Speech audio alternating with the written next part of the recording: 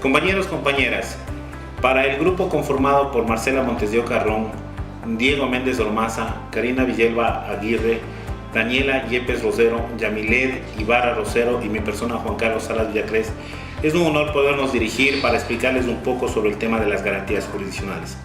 Antes de eso queremos hacer un preámbulo indicando que la Constitución de la República del Ecuador en el artículo 1 determina que estamos en un Estado constitucional de derechos y justicia. Dentro de este Estado constitucional de derechos y justicia, lógicamente podemos captar algunos elementos que son importantes y de suma aplicabilidad dentro del derecho constitucional.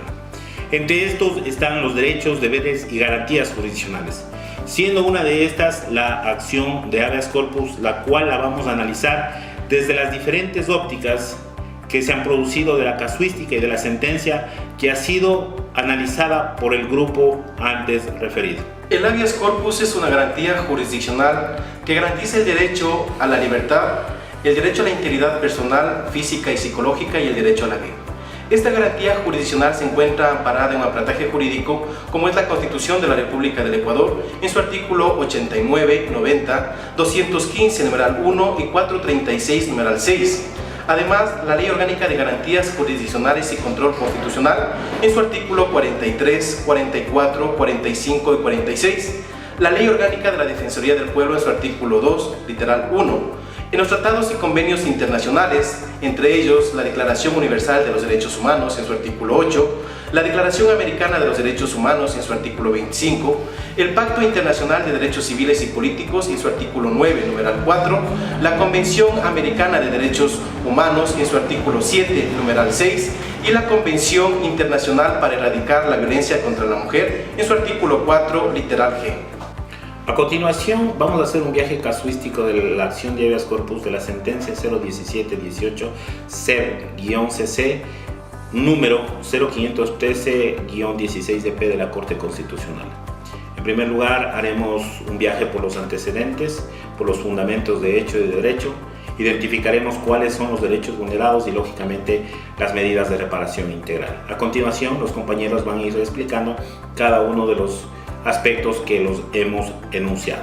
Los sujetos procesales e intervinientes en la acción extraordinaria de protección son, en calidad de accionante, el señor Jorge Ramiro Ordóñez Talavera, acompañado de su madre, la señora Nancy Taravella, quien está representado por el abogado José Navas y el abogado Patricio Coronel.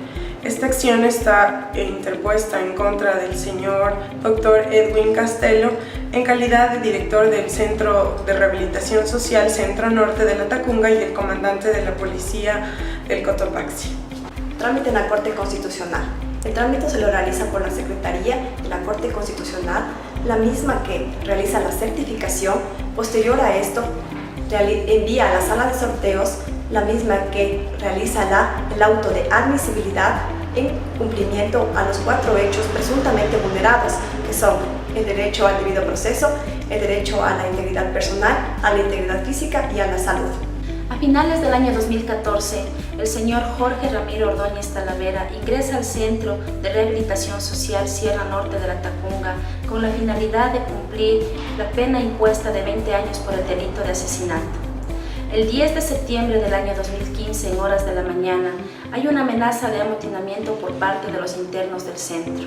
Ordóñez, con la finalidad de ver el volcán activo, así como también de evitar los gases lacrimógenos de los cuales ya se había hecho el centro, sube a la azotea a fin de poder verificar lo antes mencionado. A eso de las 15 horas, agentes policiales llegan a la azotea provocando que los internos salgan corriendo de dicha azotea. Sin embargo, Ordóñez prefiere lanzarse al piso, boca abajo y con sus manos en la cabeza, a fin de evitar ser confundido con los amotinadores. Sin embargo, un agente encapuchado le solicita a Ordóñez que se ponga de pie y camine hacia él, situación esta que Ordóñez la realiza con las manos siempre en alto.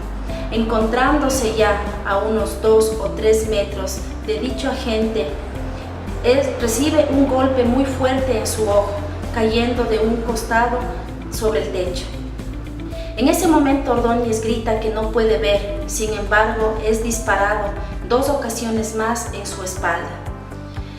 En ese momento es tomado por un pie y lanzado de cabeza hacia el piso, provocándole también además patadas y toletazos a dicho sujeto.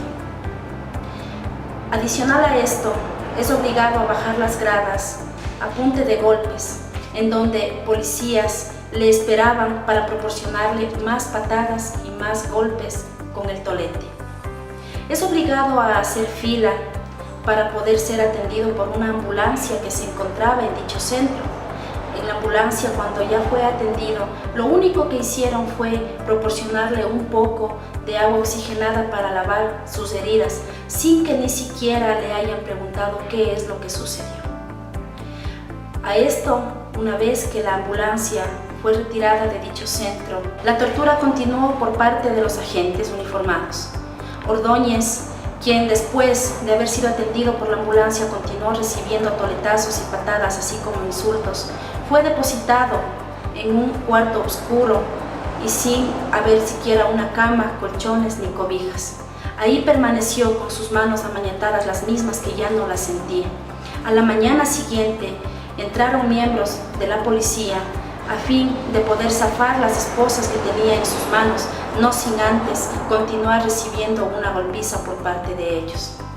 3 días después de la tortura, es decir, el día 13 de septiembre del 2015, fue atendido por primera vez, en donde le proporcionaron únicamente diclofenaco y 2 pastillas más.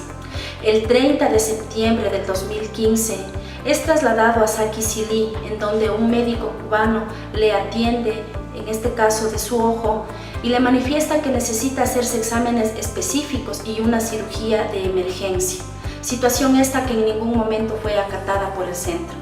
El 13 de octubre del año 2015, Ordóñez Talavera es atendido por una oftalmóloga del Instituto Ecuatoriano de Seguridad Social, IES, la misma que indica a la trabajadora social del Centro de Rehabilitación Social que debe ser atendido de manera urgente y sobre todo de que debe ser intervenido de manera emergente. Situación esta que es las mismas indicaciones que se dio anteriormente, sin embargo no fueron acatadas. El 28 de octubre del año 2015, ya por gestiones propias de la madre del señor Ordóñez Talavera, es trasladado a un hospital en Quito. Ni siquiera recuerda cuál era dicho hospital debido al estado que se encontraba. En ese hospital fue informado de que su ojo lamentablemente se había ya perdido. Anteriormente, su madre intentó hacer llegar al Centro de Rehabilitación Social a manos de su hijo unos colirios que habían sido recetados, los mismos que no fueron llegados a su destino porque el centro lo impidió. Sentencias.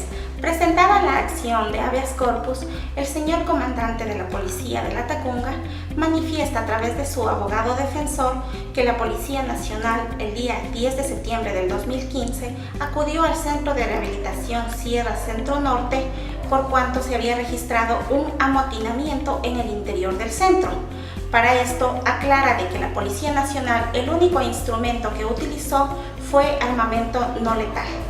De igual manera, con esto se ha probado de que la Policía Nacional en ningún momento utilizó ningún tipo de arma de fuego.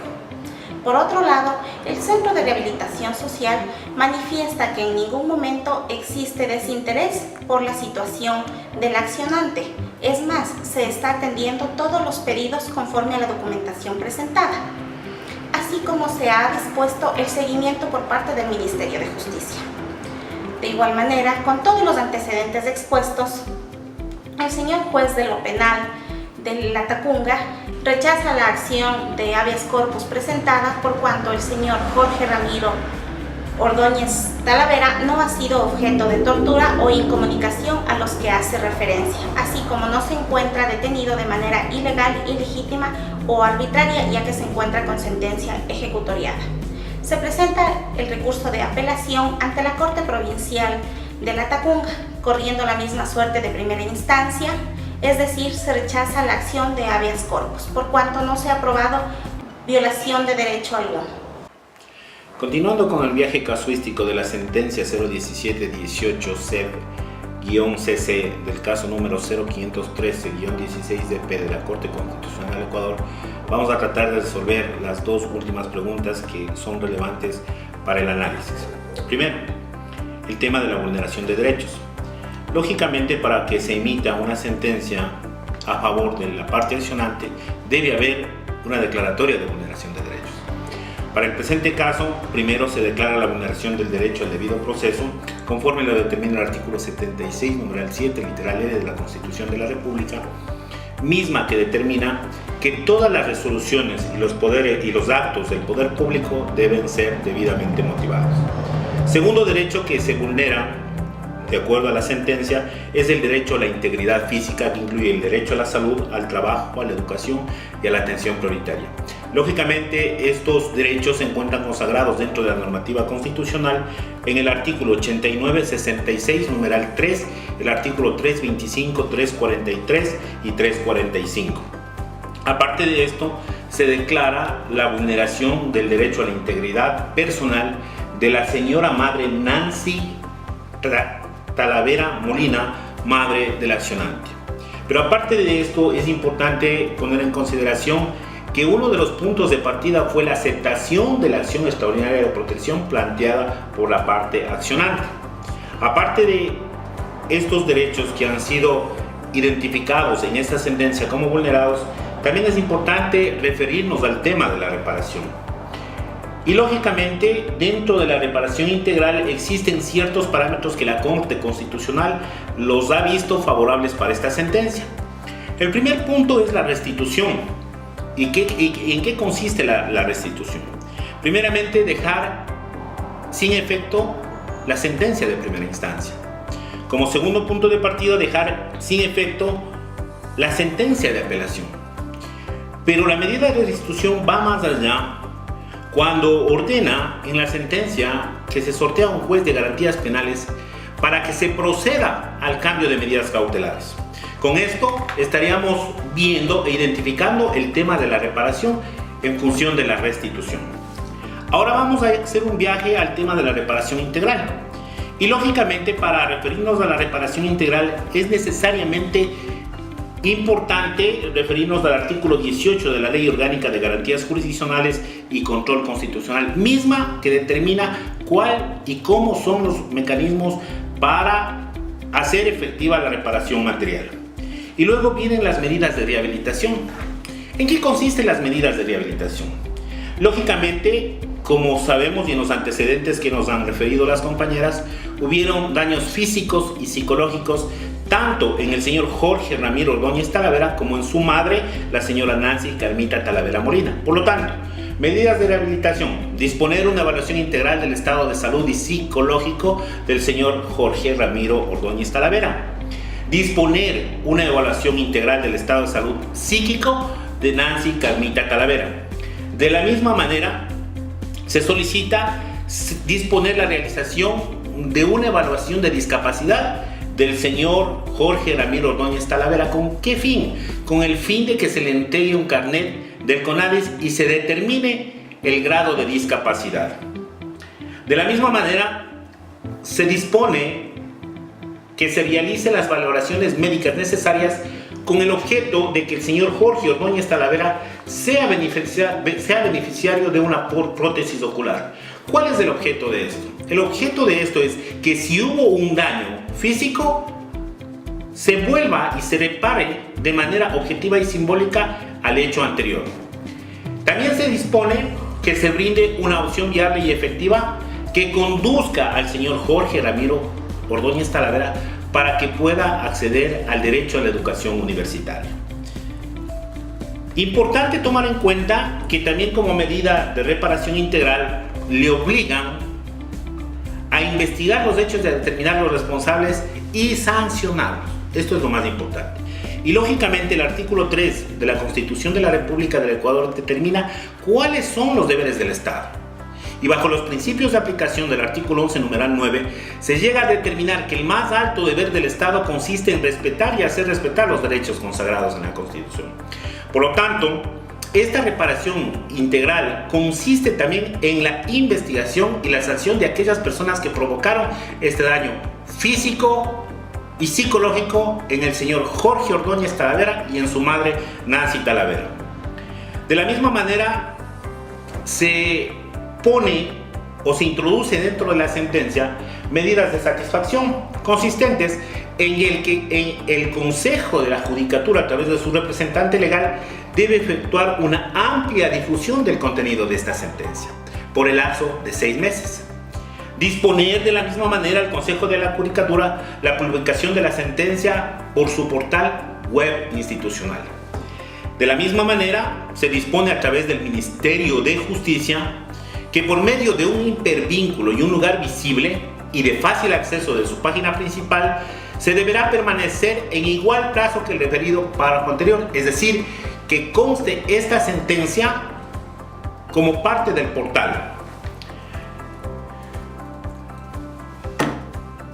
Y como es lógico, otra de las medidas de reparación fue la garantía de no repetición. Disponer que el representante legal del Ministerio de Justicia, Derechos Humanos y Cultos efectúe una capacitación a todo su personal de los centros de rehabilitación de todo el Ecuador a fin de que no sucedan este tipo de situaciones. Estos son los mecanismos de reparación integral que se han dado a través de la sentencia y lógicamente a través de la identificación de los derechos debidamente vulnerados. Es importante tomar en cuenta que nuestro grupo ha hecho un análisis minucioso de la sentencia que nos hemos referido y lógicamente decir que no estamos de acuerdo en todo lo que ha manifestado la sentencia, porque lógicamente se debió haber declarado directamente la vulneración al derecho a la salud, entendiendo que mientras el señor Jorge Talavera Ordóñez estaba privado de la libertad, jamás ninguno de los funcionarios le llevó a ningún centro médico para que se le haga en debida y oportuna una atención médica. Por lo tanto, sí debió haberse declarado la violación al derecho a la salud. Y nos parece importante que debería haberse hecho efectivo el derecho de repetición conforme lo determina el artículo 11, numeral 9, inciso final. Estos son los hechos, compañeros y compañeras, del análisis de la sentencia antes referida, no sin antes hacer una reflexión. Esta reflexión es que si bien es cierto estamos en un Estado constitucional de derechos y justicia, es importante entender dos argumentos y dos axiomas jurídicos que son importantes dentro del ordenamiento jurídico ecuatoriano. El primero lo vamos a denominar el garantismo constitucional y el segundo la eficacia jurídica. ¿Y por qué me refiero a esto? Porque el garantismo constitucional, si bien es cierto, recoge derechos, deberes y garantías jurisdiccionales, el eficientismo jurídico es aquel que está plasmado a través de los operadores de justicia. Pero Ángel Osorio Martínez decía que los pueblos podrán vivir sin educación, vivirán mal, pero sobrevivirán. También decía que los pueblos sin salud vivirán mal, pero sobrevivirán. Y algo que nos llama la atención y que nos ha llamado la atención a lo largo de este corto tiempo que llevamos ejerciendo la vida y la noble profesión de abogados, es que sin el ejercicio de la justicia sucumbiremos ante la miseria de los operadores de justicia. Creemos y estamos seguros que existen las luces y sombras del derecho, pero más allá de todo eso, creemos que el fin del abogado es hacer efectivo el goce de los derechos, deberes y garantías constitucionales estipulados dentro del derecho constitucional ecuatoriano.